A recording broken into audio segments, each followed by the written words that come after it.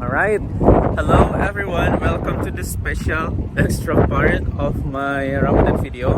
Jadi kemarin aku udah ngeliatin kalian kegiatan aku dari mulai jam lahir sampai kajian. Itu kayak nearly 24 hours. Tapi aku nggak sempat ngeliatin pas aku kerja sama yang pas pulang karena ada satu dan lain hal. And I'll try my best to show you whatever I haven't show you yesterday. Sekarang kita main ke lab aku dulu ya. Let's check it out.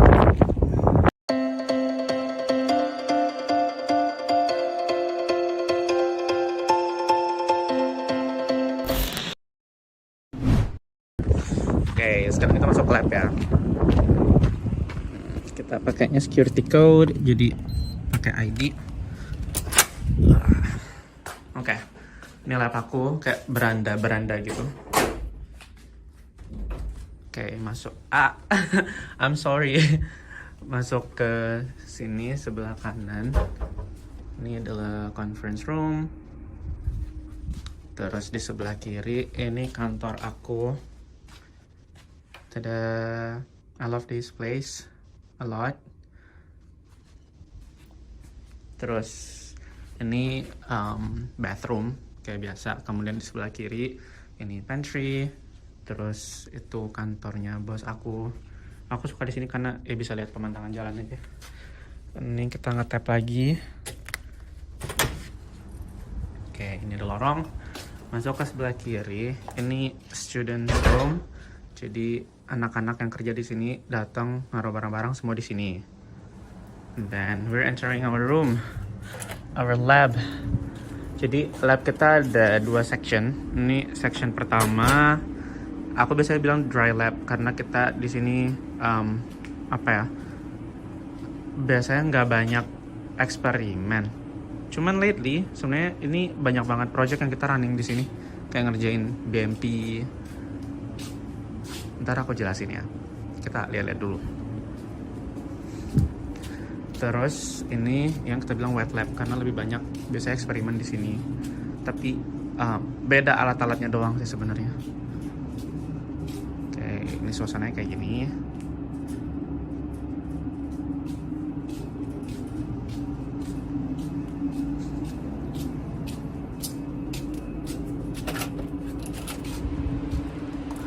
Terus ini namanya Bay Area. But beforehand, aku mau kasih lihat ini dulu. So this is a hot room. Jadi ini ruangan khusus yang disetting kayak 39 derajat Celcius atau 102 derajat Fahrenheit. Tempat kita biasa nyimpan sampel-sampel. Nah ini sampel-sampel kita yang aku bilang tadi namanya BMP. I'll explain to you later. Kita jalan kemana? Jalan ke sini dulu deh. Nih, jadi ini yang teman-teman lihat reaktor biogas skala kecil menengah. Cuman sekarang kita lagi nggak make sih. Terus itu kulkas tempat nyimpan sampel. Ini kayak waste gitulah. Ini tempatnya lebih praktikal, jadi kayak bengkel-bengkel gitu modelnya. Ini salah satu project berapa tahun yang lalu gitu. Jadi kayak bikin reaktor biogas berjalan yang bisa dipindah-pindah. Kayak kalau mau dipakai di desa-desa gitu. Ini alat baru kayaknya untuk wastewater treatment. Di atas tuh kayak storage. Terus di sana ada locker sama bathroom lagi. Sama ini shaker. So yeah, it's pretty much how my lab looks like. Kita masuk lagi. Oke, aku jelasin dikit ya tentang lab aku. Jadi ini namanya Anaerobic Digester Research and Education Center. Jadi lab kita fokus ke segala bentuk penelitian yang terkait dengan produksi biogas sebagai energi terbarukan. Ada lagi sih biasanya ini kerjaan itu wastewater treatment, jadi kayak gimana cara ngolah air limbah gitu biar bisa dimanfaatkan lagi, at least buat MCK kayak gitu. Nah ini jadi lab tempat aku kerja selama hampir 3 tahun ya, dari pertama kali banget datang. Jadi ada beberapa sih yang kita kerjakan, tapi sekarang mainly kita kerjakan namanya BMP, yaitu Biological Methane Potential. Jadi basically kita kayak nguji, ada sampel masuk, terus kita nguji kayak seberapa banyak sih potensi sampel itu untuk menghasilkan biogas. Singkatnya sih kayak gitu. Nah tapi dulu sih kita ada ngerjain project yang lain juga, jadi kayak ngerjain project biogas skala kecil, terus yang empat reaktor tadi itu juga pernah dipakai, cuman ya udah lama banget sih. Jadi sekarang kita lebih fokusnya ke botol-botol yang tadi yang di hot room. Oh ya, sebagai graduate research assistant, kalau selama selama semester year, jadi kayak kalau masa akademik itu kita international student bisa kerja di lab itu kayak maksimal 20 jam per minggu. Kalau pas summer tuh kita bisa sampai 40 jam per minggu.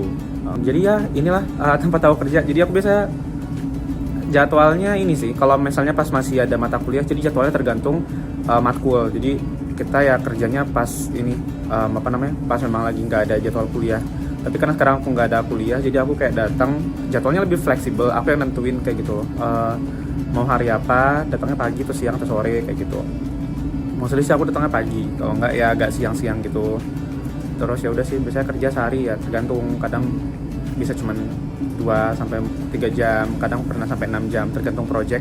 Tapi ya mostly sekarang aku ngabisin waktu di lab itu di sini sekitaran 10 jam lah per minggu kayak gitu. Karena aku ada ke tempat kerja satu lagi di seberangnya lab ini, jadi kerjanya di reaktor biogas. So I'll show you once I'm done with my experiment. Aku masih ada eksperimen yang running and I'll finish it now, so I'll see you later at another place. Stay tuned. Oke, sekarang kita udah nyampe di tempat kerja aku yang kedua. Jadi di belakang itu teman-teman bisa lihat itu adalah reaktor biogasnya MSU, namanya South Campus Anaerobic Digester atau SCAD. Jadi ini adalah subjek, atau bukan subjek sih, ini topik tesis aku sih, si SCAD ini. Jadi kayak aku berusaha untuk mengevaluasi operational performance and the environmental impact of this digester yang bisa dibilang sebagai salah satu commercial anaerobic digester. Apa lagi ya? Jadi aku mulai kerja di sini setelah kemarin selesai tesis. Jadi kayak sebagai bentuk oh ya, sekarang aku tuh lagi academic training namanya. Jadi kayak ini salah satu bagian dari professional experience yang aku dikasih kesempatan sama Fulbright supaya bisa ngerasain gimana sih pengalaman kerja di bidang studi aku. So I think I'll show you around while telling the story about I don't know my research, this place or whatever. Oke, kita sambil jalan ya. Jadi SCAD itu berdiri tahun 2013 sebagai bagian dari MSU Sustainability Plan. Jadi kayak MSU pengen jadi green campus yang bisa kayak berjalan selaras dengan lingkungan gitulah. Nah jadi reaktor biogas ini itu memproduksi biogas dari kotoran hewan ternak dari peternakannya MSU serta limbah makanan, food waste ya, itu dari kafetaria, kemudian dari food processor atau food manufacturer di sekitaran Michigan. Dan kemudian produksi biogas ini akan dipakai untuk produksi listrik kayak gitu. Nah listriknya itu dihasilkan di sini, ini generatornya. Jadi biogasnya dikonversi jadi listrik. Kemudian listriknya itu disupply ke kampus kayak gitu. Ini lagi ada truk yang mau datang, jadi sambil dia ini jalan kita lihat workshop dulu aja ya. Jadi kantornya tuh di sini. Oke, jadi ini workshopsnya SCAD. Ini sih basically isinya spare part, alat-alat pokoknya yang kita butuhkan untuk operasionalnya si reaktor biogas. Jadi kalau misalnya ada perbaikan atau maintenance, itu semua alat-alatnya disimpan di sini. BTW area reaktor biogas sama kantornya ini semuanya full CCTV 24 jam. Jadi mungkin manajer aku lagi lihat aku lagi rekaman. It should be fine. Hopefully kalau ini bisa tayang berarti itu aman. So yeah, this is it. Okay, back to the topic. Jadi tadi itu ini sih orang di farming lagi ngedrop sapi kayaknya. Iya. Oke. Jadi semua berawal dari sini. Ini kita punya namanya reception tank. Jadi di mana semua bahan-bahan biogasnya itu di drop kayak gitu. Nah, ini namanya manure pit. Jadi segala macam kotoran hewan, segala macam kotoran ternak itu di dropnya di sini. Mainly sih kotoran sapi ya. Nah, yang satunya lagi namanya food pit. Jadi segala macam food waste itu dilemparnya ke sini. Kemudian dari 2 dua reception tanks ini, reception pits ini itu dipompa masuk ke sini, namanya mixing tank, kapasitasnya 10.000 gallon. Jadi mereka di blend supaya campurannya bagus. Setelah itu di dalam kontainer ini ada series of piping, jadi kayak ada grinder untuk menghalusin teksturnya biar halus. Terus ada piping juga pompa dan akhirnya masuk ke si reaktor biogasnya ini. Ini tingginya aku lupa, mungkin tingginya 8 kali 8 meteran, sekitaran 8 meter benar. Jadi aku biasanya naik ke sini juga buat ngecek di atas kayak seberapa tinggi seberapa tinggi slurry atau campuran si organik material sini seberapa tinggi sih di dalam reaktor. Terus ngecek di atas itu ada foaming atau enggak. Nah kemudian dari sini biogasnya nanti bakal ditransfer buat jadi listrik di sini. Ini combined heat and power unit. Nah kemudian nanti reaktor biogasnya produk akhirnya jadi kayak namanya effluent atau digestate. Jadi itu kayak remaining material sisa dari proses anaerobic digestion itu akan di drop ke sana. Itu kayak separator and solids unit. Nanti kita bakal ke sana karena aku bakal ngecek separatornya. Kemudian gimana ya cara ngeliatin? Nah itu tuh kalau kalian lihat yang struktur dome yang warna hitam, itu namanya digestate holding tank. Jadi kayak kan tadi di tempat yang separator itu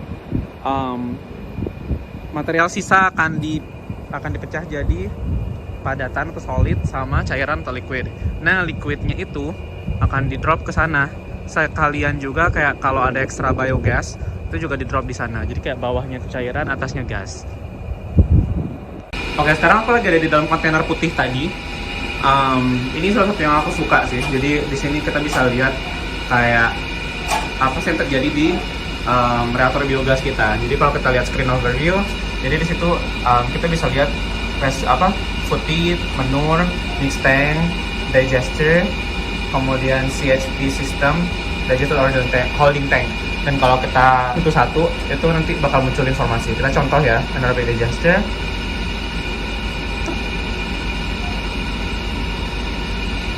Oke. Nah, bakal muncul di situ kayak temperaturnya, kemudian level methane gasnya 66%, which is good. Untuk dikonversi jadi listrik itu minimal butuh 45%. Jadi kita in a good situation. pH-nya sekitar 7. Kemudian hydrogen sulfide-nya relatif kecil. Kita butuh hydrogen sulfide itu di level minimum untuk mencegah keracunan gas di komunitas metanogennya, sekaligus juga untuk menghindari korosi pada mesin. BTW aku harus koreksi, ini sebenarnya bukan level gas methane-nya, ini sebenarnya level dari berapa banyak sih slurry atau bahan baku biogas dalam reaktor. Jadi ini sebenarnya maksudnya seberapa banyak isi reaktor biogas yang jadi 66,8%. Jadi segini. Level metana itu yang ini, yang atas 65,6%, but it's still good, di atas 45%. Jadi kita aiming itu levelnya sekitar 65-70%. So we're in a good spot right now. Anyway. Nah, di dalam sini tuh yang sistem piping. Ini agak ribut ya, aku coba sebisa mungkin.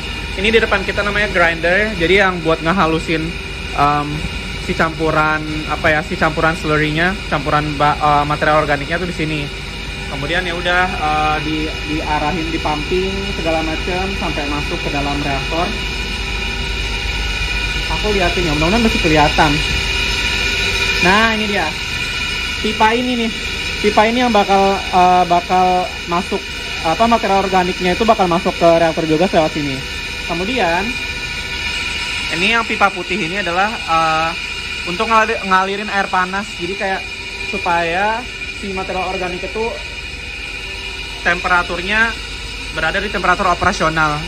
Karena reaktor biogas kita itu operasionalnya di sekitaran 35 derajat sampai 41 derajat.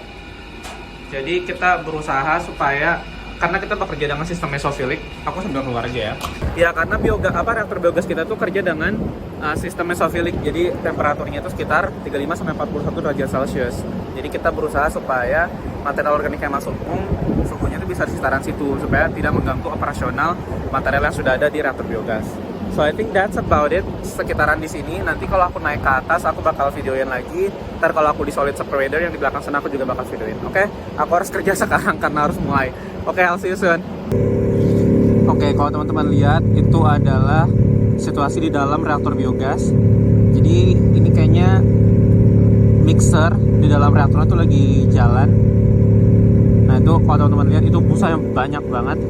Kita kalau di reaktor biogas berusaha untuk menghindari busa, menghindari foaming atau busa karena nggak terlalu bagus buat performance reaktornya kalau kebanyakan busa. Oke, sekarang aku udah ada di atas reaktor biogas. Jadi di sini aku lagi ngecek foaming, terus kayak ketinggian cairan di dalam reaktor biogasnya, sama aku ngecek ini sih kayak ada sensornya juga sih buat tahu ngukur berapa sih tinggi mixture-nya, tinggi dari organic materials-nya. So just to let you know, kalau aku tuh sebenarnya takut banget sama ketinggian.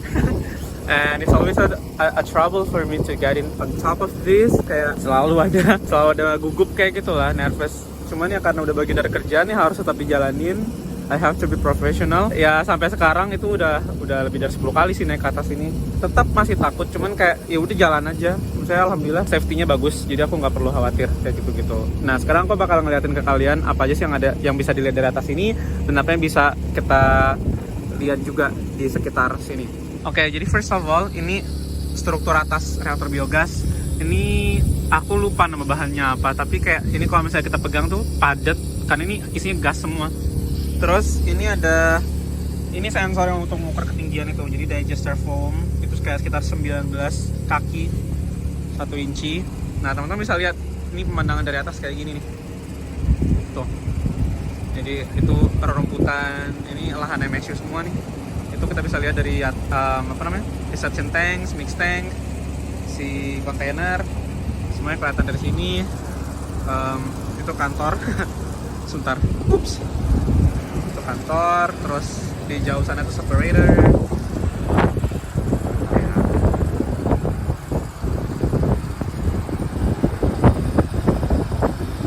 Ini aku jalannya pelan-pelan banget karena aku takut.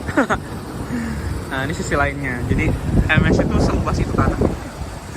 Nah terus ini ada yang jendela kaca ini, jadi di dalamnya kita bisa lihat campuran yang ada di dalam reaktor biogas. Kemudian ini handle untuk ngatur si mixer. Jadi di dalam reaktor ini ada mixer untuk ngaduk supaya material organiknya itu kayak merata gitu loh, permukaannya semuanya tercampur dengan rata gitu. Nah ini kita bisa lihat, nah itu dalamnya. Jadi itu kalau teman-teman lihat ya, itu lagi banyak banget busanya, lagi foamy banget. Foam itu nggak terlalu bagus buat ini operasional biogas kayak gitu.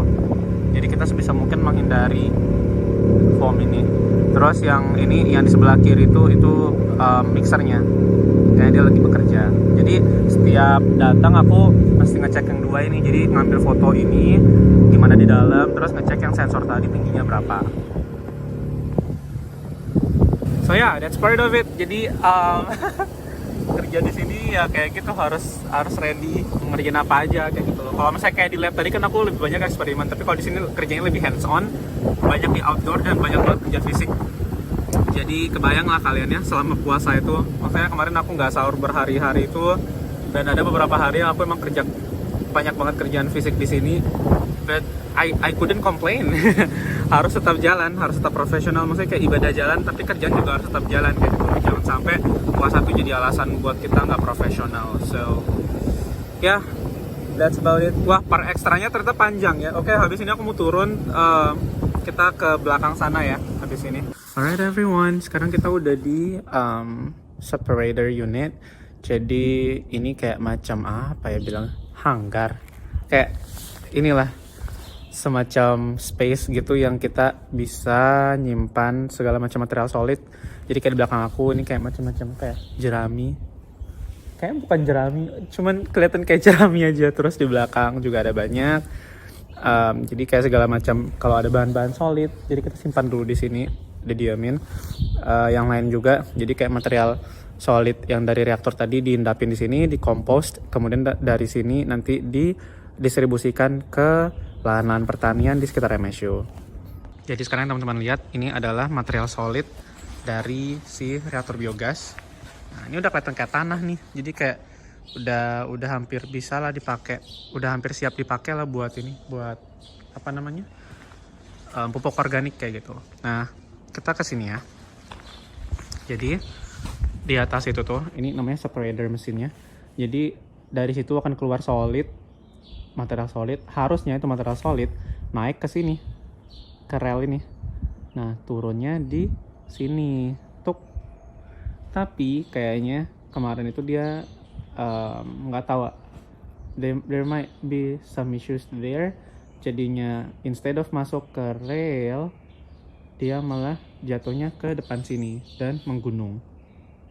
Kayak gini. Ini typically material yang baru keluar, jadi warnanya lebih gelap karena masih basah. Ini typically yang udah beberapa hari, jadi udah lebih kering, agak lebih kecoklatan gitu. Tapi ya material ini udah lebih udah hampir siap dipakai gitu sih, buat jadi pupuk organik. Di sana ada material lain juga kayak gitu. Ini kalau nggak salah ini daun teh nih, yang warnanya kayak bata ini, daun-daun teh. Terus ada alat berat juga di ujung sana.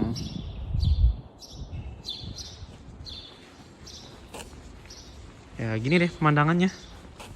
Okay, so yeah, those are where I'm working right now sebagai academic trainee pasca sidang tesis. Jadi kayak insya Allah bakal kerja di 2 tempat ini sampai 28 Juni.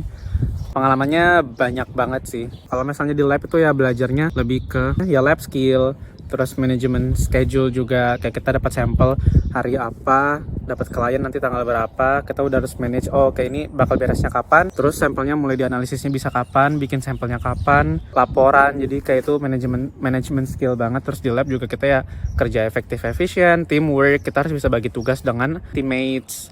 Kemudian juga ya skill bersih-bersih sih. Kayak di lab itu memang harus bisa organize kan, kayak kita ada alat lab, kapan disiapin buat running sampel, itu beres, ntar siapa yang bersihin, terus siap lagi dipakai buat user berikutnya, kayak gitu. Sedangkan kalau misalnya di sini, di digester, itu memang lebih ke ini sih, lebih ke maintenance, monitoring. Jadi kita harus mastiin kalau everything works well.